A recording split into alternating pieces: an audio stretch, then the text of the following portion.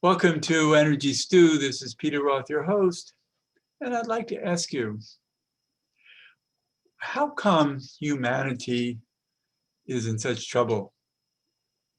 I can't say lately, has always been in such trouble. Who are we in the evolution of life, of the universe? Why do we have a planet that has so many dysfunctional people who don't seem to care about being humane? And so many of us do, and don't understand it. It would seem natural that everybody would want to care for everyone else and do their best, be honorable. But we don't see that. And why? So to answer this question, I've asked Adria Estribou to come back to help us understand what the angels have to say. As Adria speaks with the angels, they speak with her, and maybe we can get some higher information about all this. Wouldn't that be nice? So Adria, welcome back to Energy Stew. Thank you. I'm delighted to be here for the hard-hitting questions about humanity. Yes, and how hard that's hard. And we're in times of such chaos and confusion and seeming inhumanity, which isn't new. Thousands of years on this planet, people have harmed one another in great ways. So what do the angels have to say about us and why we're still in such conflict and why there's still so many people among us who seem to not care? Yeah, this is a little bit of a new topic for me, and I find that, that saying, I don't know, the more that I know, the more I know that I don't know, something like that.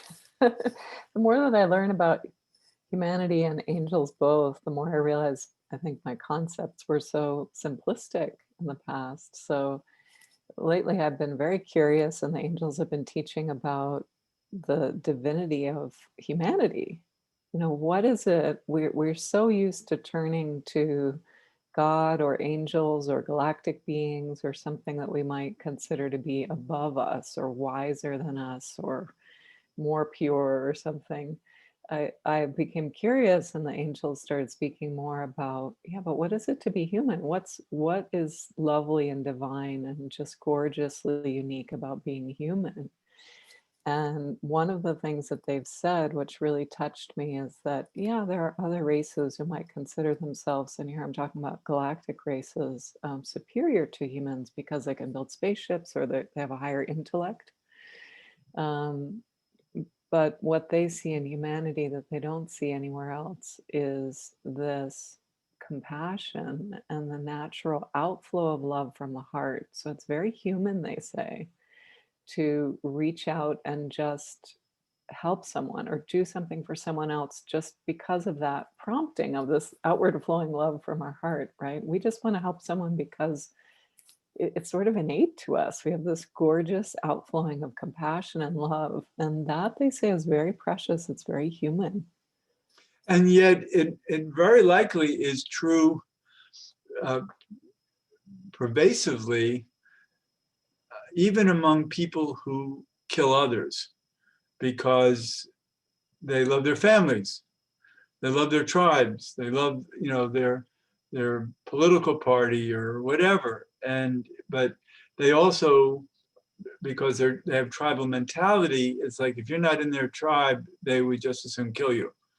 And we see that happening in many ways, maybe not literally killing, but certainly acting in ways that harm people fatally. And so why is it that, okay, so we are people who care about each other, but some people are collective minded. They care, they want to care about everybody. They want to include everyone. But other people are tribal and they only want to include the ones that are in their family of friends or company or sports team or whatever and kill everybody else. And so how does that jive with how wonderful we are? That's a new question for me, so I'm gonna pass that right to the angels and see what they say. This is Ariel, Angel Ariel. Yeah, so you need to here step back a moment and recognize that none of this is real. So if you were to create a novel, a very, very good book with a juicy storyline where the hero was to grow and learn and conquer and succeed, you would need in a story like that some violence, you would need some tension, you would need some grief, or else there's no story to be had. There's no conquest, there's no learning adventure. So, the human experience, what we mean by not real is as a soul, you come into this life untarnished and you leave it that way. If you had some tarnish, let's say, when you leave from actions you had done or not done, or something that was done to you, some impressions that you gathered, those come into a place of deep and profound healing. So you come back to what you might call a purity or a wholeness of soul after leaving this life. But in between, what is it that's so unreal? In other words, doesn't touch the soul at a fundamental level is this game experiment of how do I learn and grow? How do I become even more compassionate? For some souls, like Buddha, let's say, he grew and learned about his compassion by witnessing starvation and poverty of great magnitude. He didn't learn about compassion by watching the little birds feed one another, right? So sometimes this sort of violence, struggle, strife in this unreal, quote unquote, unreal life is a setup to learn something, to grieve something, to open up to a new gift within yourself. So, angels are often blamed, we would say perhaps rightly so, for seeming quite clinical. Why aren't we saving everyone? Why does anyone have a broken leg? Why does anyone die of cancer? Why does anyone have a car wreck? Where are the angels, right? But understand that this is a human life you're in. You came in for some experiences of diversity and trauma, for growth, for healing, and for expressing your compassion. In most cases, that's part of the story. So, if an angel were to intervene and keep your life at a very even keel where nothing ever went wrong, quote unquote, wrong, what kind of a life would that be? Well, someone would say, fine, sign me up for that life. That sounds good. And some do have lives like that, very uneventful. But for those of you who are here for more of a challenge of soul growth and learning, things don't look like that. They look quite unpleasant at times. And the angel's role here is not to come around pleasantizing everything, right? So when you step back and see that it's unreal, tribal violence or violence of any kind takes on a certain poignancy that you can recognize. Oh, well, when I saw a movie that had some episode of violence and then that character grew into a world leader because of it, yeah, that was very moving to me. I see that. So if you can step back a moment from your life or even looking at humanity so close in, you can see there's some value to the structure of the polarities that create so much push-pull on this planet. That's a bit of a unique experiment. Not all planetary systems have this kind of built-in violence, let's say. When you have so many polarities working all at once, violence is a natural byproduct. You see it everywhere on this planet, in nature, in the cute furry creatures who are eating one another. You see it everywhere here. It's interesting that this planet is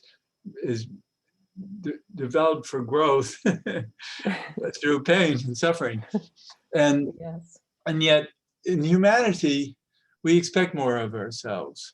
We expect more compassion, more empathy, and yet maybe it's just a weak survival mechanism that brings out the lowest common denominator in some people, that they um, they act atrociously and don't seem to have any humanity in them. They're not looking to, for instance, help the poor, or if anything, they don't care.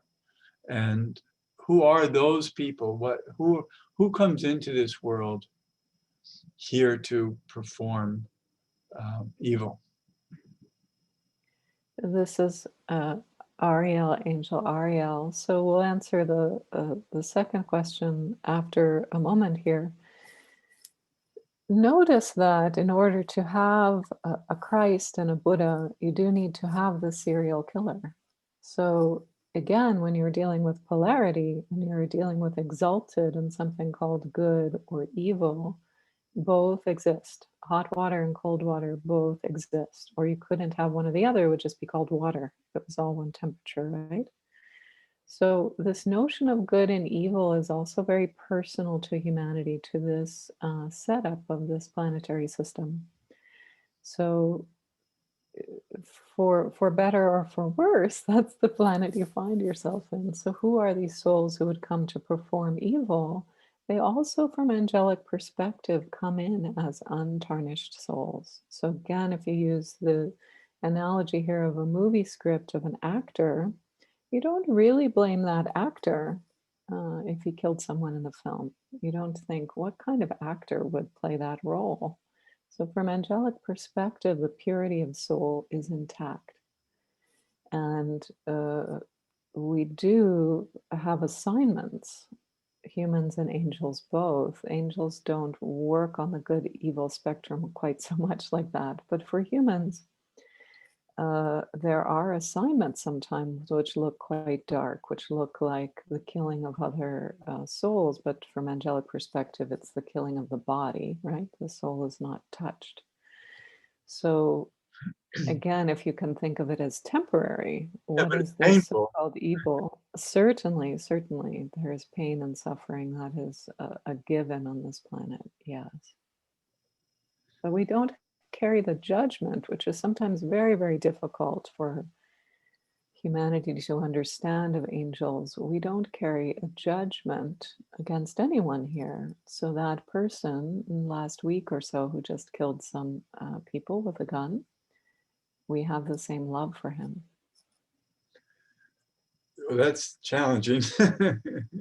But I understand that. But what about our soul development? Many of us seem to think in more compassionate ways. Um, and maybe there's a purity to all souls, but maybe some of us just can't think in darker ways because maybe we've had too many lifetimes of darkness and have grown wise from it. And perhaps, this wisdom that we have from our own previous suffering in other lifetimes has brought us to a place where we want better. Yeah. So maybe that's the idea is that many of these souls who are harming others are souls that haven't gotten to that point yet where they feel, that they should be more humane. This is Raphael, Angel Raphael. Yes, absolutely, yes. So there is a bit of a strata. We don't judge it really as higher than, but we would say there are souls here who are playing out in their current lifetime something more like an animal existence, as we said, was very natural for animals to be eating one another and so on. So, but then there are those who, when you speak about evolution of soul, there are those who are very curious, interested to grow their souls, and very, very curious about this question of could humanity rise up above what you might call tribalism or survival or eating one another, that sort of parallel to the animal world. And yes, from angelic perspective, that's quite possible. And there are many, perhaps more than ever before on the planetary system now, engaged in this. We wouldn't call it a battle, but deep, deep curiosity. Is this possible to uplift out of this? Could a human be something else? And yes, we do find that's possible from our vantage point, and it does look like humanity is moving in that direction, though perhaps not all humans would evolve in that way. It's more interesting, let's say, to more humans right now to lift into something else, and like to take off the cloak of everyday life and food and survival and come into what is the most divine, purest expression of human. And we would say, yes, it has to do with the transfer of knowledge, it has to do with the transfer of heart energetics towards others. And you're coming into that, many of you. So that's not a forlorn wish. If you wish that for humanity, we do see that brightening of humanity right now.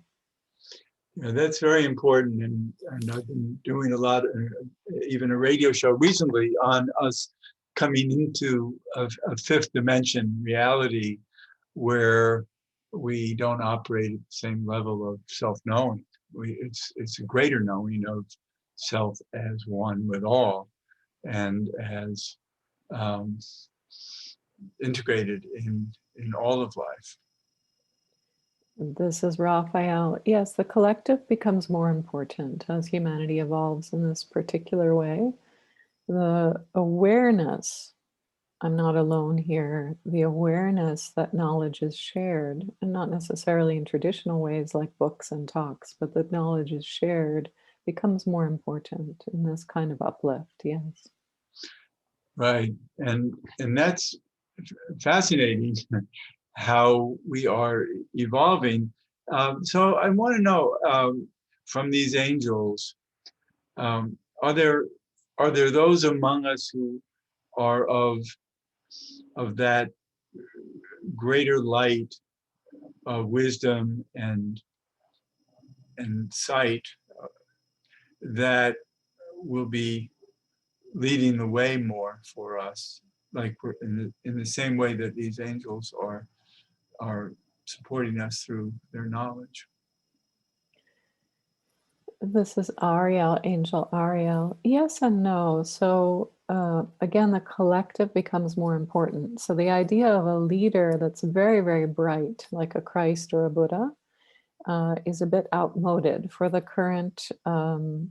We're not just saying that for those of you who follow Christ or Buddha, you're on the wrong path. That's not what we mean. But for a current physical leader to be so bright that it's so clear they are the leader and the others are the follower, that's a bit of an old paradigm. I was So, thinking more of a broad number of people like that yes, wouldn't absolutely. stand Yeah. out as uniquely,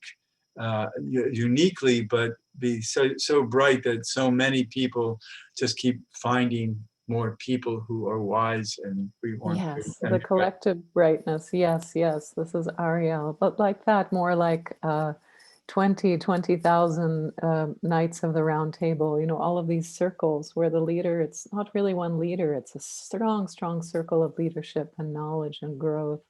And then so many of those around the planet. So, yes, a collective brightness, which is astounding. Humanity certainly, certainly, yes, is brighter now than ever it has been. Yes, and maybe that's why we're suffering so much because we're so much clearer about what's wrong. Yes, this is Ariel. Isn't it mostly the case that a teacher or a good marketing person will take you to the point of pain in order for you to recognize how much you need the thing that they're selling, right? So in this case, what humanity is selling itself or growing into is look at this kind of senseless violence and tribalism. Do you want that anymore? And then, the audience is supposed to respond, and they do. Humanity here now. No, we don't want that anymore. So then you look to what else is there? Yes, it's true. The poignancy of this moment of highlighting the dark, let's say, is to step out of it because humans now have much, much more empowered free will. So if if each human or many humans can see the darkness a little more clearly now in order to choose not to be in that, that is one of the main modes for growth right now. Yes. It feels to me like a lot of institutions are really artifacts of the past and are still trying to maintain a structure of um, of institutionalism, let's call it. And the future really can't be as dependent on um, power structures that are just political and fight um, and they're winners and losers. I would think that we should all, those of us who are realizing what is truth, beauty, and goodness for each other, should find each other more and work in smaller communities of light where we can trust each other more. Absolutely. Yes, this is Ariel. This is the new way. Yes, it's well described like that because you and we mean you, Peter, but we also mean each of you is you are who are important now. Your light is so bright. So trust that more than old structural systems, yes, because most, not all, but most structural systems were designed to make you feel small. There's something else above you, right? So this is the time for you to shine bright, for each of you to come into your natural brilliance, divinity of soul that is your birthright, to have that not be so shadowed by structures and old ways. Yes, and so bright new minds are what we need. And so I have a lot of faith in young people today to realize the inadequacies of the current world that we live in and start building more trustworthy, it's called neighborhoods even, and smaller communities of like-mindedness that we can believe in. Yeah, this is Adria. I'm so excited for that, to see what this current and the next generation coming in now, particularly what they're going to build in our world here, because I think oh my gosh, they're coming in without any of this stuff that we're trying to unlearn here, right? All these structures and ways of being. They're just coming in with all the gifts and the ways of working in the new energies. I'm so excited for that. Yes, and but I'm grateful to have lived through this life of and still have lots of room, but I'm getting to an age where I don't want to reinvent myself. I really like who I've become and the world I live in with the people who I love to be with, and I'm grateful for that. And I think we should all strive for that too. Is just build communities of love of people we care about and want to build our future with. I think that's a real good purpose to hold. Beautiful. Yeah.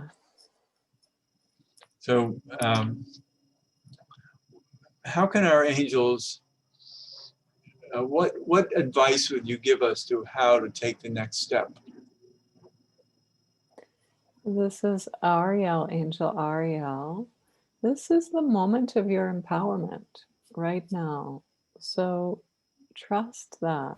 Trust your heart and what it knows and what it wants. In all of this deluge of information, so many voices talking right now about what is real, what is truth, what is yours, what is not. Trust your own heart about all of this, because the empowerment of the human, again here, the sacred human, the empowerment of that is what's going on. So that means the choices that you make all the difference.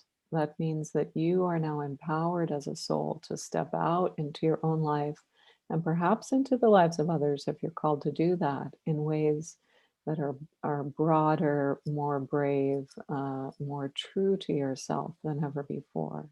Now is the time for that. Now is that moment. And Enough waiting anymore. we're each designed to pursue certain paths forward differently from others. What is our proclivity to uh, what do we desire that we want to do personally for ourselves and the world that might be very different from each other, but that's what helps. Yes. Complementary. Right, and to honor that, to not compare ourselves to anyone else, but to find our deeper longing for our lives, to hold on to strengths and purposes that are dearest to us, and to find them. I mean, not everybody knows who they are and how they are until they start taking steps forward, and they watch where their steps take them, and they watch who and what turns them on. Yeah. That's what I'm finding now, very, very much so. It's taking steps towards things or away from things. That's in my own life when I'm saying that. That's how I really know. And I would have thought I'd know myself by now, but in the new energies, there's so much new to explore, and part of it's how am I in this new energy? Right. And it's really not a mental or conceptual thing where I just know I'm I'm walking towards things and seeing how it feels. I want more of that or less of that. It's really fun. It's scary and fun. Good. I'm glad you see it that way. It's not, because it is a confusing world, but we can only just take the next step. Yeah, it's And very personal. Growth feels and enlightenment and all of this feels very personal in the last year or two. Like it's really right. It's right here in this moment with what I choose. each step is a new discovery of what the next step will be. Yes. And we can have long range plans too, but often we get detoured along them anyway because we meet people and have opportunities that suggest different paths. Yes, oh my gosh, I don't know how many years I've heard this, be in the present moment, and I thought I knew what that meant, like, "Oh, okay, meditate more and don't think so much about the future or worry so much about the past." But the present moment has taken on such a poignancy and just a starkness that's just now I just feel like, "Oh, that's what they meant." When you're really in the present moment, you have no idea what the next moment's gonna be. There's no 20-year plan. No way. The present moment does not allow for Enough to that. handle right now. Just now, that's all you have. It's incredible. We've really come to the end of the show. Adria Estribou, how can people reach you? My website is wingsound.com, wingsound.com. That's wonderful. Adria, thanks so much for being back on Energy Stew. I love talking with you and with My your angels. pleasure. And this is Peter Roth, your host of Energy Stew at prn.fm. I can be reached at peter@heartriver, HEART river.org. I'd love to hear from you, and thanks so much for listening.